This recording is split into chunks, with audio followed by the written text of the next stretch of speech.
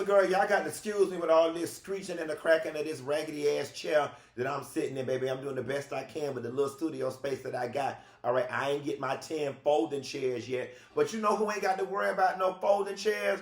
Child, Tory Lanez ass, because his ass going to be sleeping on a stationary cot down to the prison for 10 whole years. Want to talk about it? Here you go.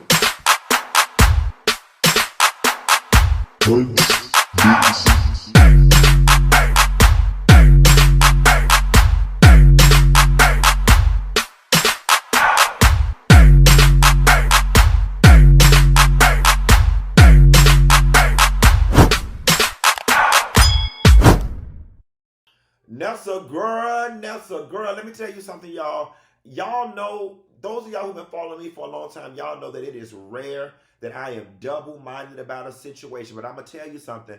I'm a little conflicted with this Tory Lanez 10-year situation, and y'all want to talk about it, so here we go. I definitely am of the belief that Tory Lanez shot Meg Thee Stallion when she got on Gayle King and did the whole thing about he was saying, dance bitch, dance bitch. I think that he was trying to scare that girl. I think he was shooting at the ground. Now, whether it was glass that went in her foot, bullet fragments that went in her foot, a bullet that went in her foot, we do not know. Now, a lot of people saying, how could he shoot the gun if there was no GSR residue on his hand or it was found inconclusive? And listen, that is the lawyer's job to baffle you and confuse you with evidence, all right? They're saying that his handprints were not on the gun. But common sense, guys, it was his gun. So how is it possible that he handles his gun on a daily basis, putting it in and out of his pants, yet his handprints are not found on it? It's inconclusive. That suggests what, y'all? He wiped the damn gun. That's just the way my logical brain works. As far as to know GSR being on his hands, when I went down to Florida State University and got my degree in economics, them people ain't teach me shit about forensic and murders and CSI or whatever. But I imagine it ain't nothing that a little soap and water can't help get off a little hand sanitizer. Long story short, all right, if Tory Lanez ain't shoot the girl / shoot at the girl, then who shot her? All right, it was Kelsey, Tory, and the security in the goddamn truck. I don't want to hear nothing about Tory Lanez is innocent if Tory Lanez is unwilling to communicate who pulled the trigger on the gun. It really is that simple. And I don't understand why those of y'all who want to vindicate him so bad keep overlooking that point. And y'all just want to fuss and fight and call Meg all type of lying bitches, and she may be. But if she is, you're not making it no better by withholding who shot the girl. 3 of y'all were there. Kelsey, I don't know what the hell she's saying. But Tory, you now about to go to jail for 10 years for your unwillingness to communicate who shot the gun, which leaves us to believe it had to be you. Now, I can't respect you enough for not lying on somebody else, but not wanting to say your name. I get that, but if you didn't do it, then who did? And the fact that you're willing to do 10 years versus say he the one who shot or she the one that shot leads me to believe that you're the one that shot. Now, moving right along to the 10-year sentence. In my mind, I always thought he was going to get 3 to 5, 7 max. Depending on who you are and how you look at it, 10 years can feel excessive. 10 feels like a lot to me. But there's an argument to be made that could be looked at attempted murder, that he could have made a mistake and killed that damn girl. You know what I'm saying? You've got the people that are like, you know, y'all are so standing so hard for Tory Lanez that y'all just gonna completely shit on this black woman, right? And we supposed to be in our Me Too movement, protect black women phase. I mean, are we going to sacrifice Meg in order to spare Tory? And there's an argument to be made that black women have been doing that forever and a day, and it's time for it to stop. I don't know what the answer is, y'all. But I want y'all to drop down in the comments and let me know, what do y'all think the appropriate sentence would have been. I don't think Tory Lanez's arrogance, the arrogance of his father and company, the leaked information to the press, the taunting her via the songs, I don't think that that made the situation better. And I don't give a damn what type of rubric there is that a person is supposed to go by in life. I don't care what the rules are at your job. I don't care what the guidelines, the policies, and the procedures are. You guys cannot negate the fact that people's emotional feelings about a person will dictate what type of punishment or grace that they extend to a person. And it's only human. It's a very special individual who can completely remove all bias from their decision making processes. And especially when it's only one person and no system of checks and balances.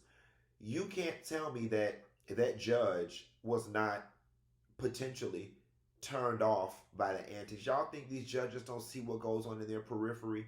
Y'all think these judges don't have children and young nephews and nieces that know that they're working certain cases and fill them in and show them Twitter feeds and Instagram? Y'all think these judges don't have aides and people in the courts that know that they're on these high profile cases that send them shade room posts? Y'all think these judges and stuff don't follow social media? They do. And I must say, if I was anybody in my right mind in any type of judicial position following social media, I would not have been very pleased with the play that Tory Lanez was making in the court of public opinion when he should have been focusing on the court of law. I think that now that this verdict has been rendered, it probably would be in the best interest of Meg Thee Stallion's brand for her to not speak on it and to just move on. A simple tweet, victory has been served. I'm looking forward to putting this behind me and moving on. I don't think Meg needs to sit down and do any interviews, because you got a lot of people who are upset with Meg. We live in a patriarchal society. You've got a lot of men, black men in particular, who are going to want retribution. You've got a lot of producers, rappers that are not going to work with her, want to work with her. You got a lot of angry people, and granted, they have no case, in my opinion. They should not be angry with Meg. They should be, respecting the fact that Meg got her justice and protecting Meg. But that's just not the world we live in. Doesn't make it right, but it's the truth.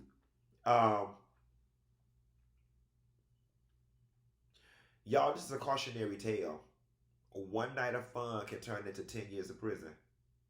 One night of fun can turn into you being in a hospital being shot in your damn foot.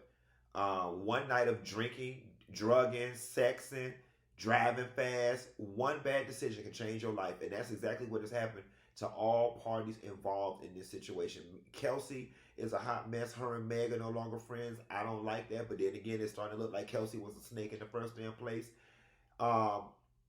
And now Tory is going to prison for 10 years. Now, do I think Tory's going to do the whole 10?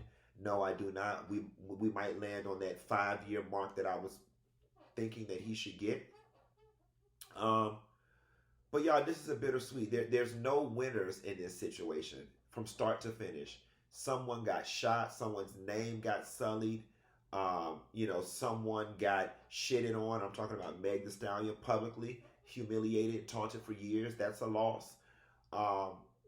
Tory Lanez, we're losing his musical talents. We're losing him as a person, him as a brother, him as a black man, another black man in the prison system. You know what I'm saying? Nobody wins in this situation, but at the very end of the day, there's nobody to blame for this situation other than Meg, Tory, and all the other parties involved. While Meg did not shoot herself, and while no woman deserves to be shot, Meg, there's some accountability to be taken on your part. It is beyond known that you're fucking drunk.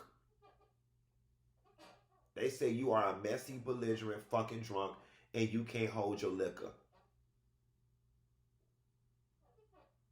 Sis, we love you, but I hope you got that shit together, because you see what being a fucking drunk got you.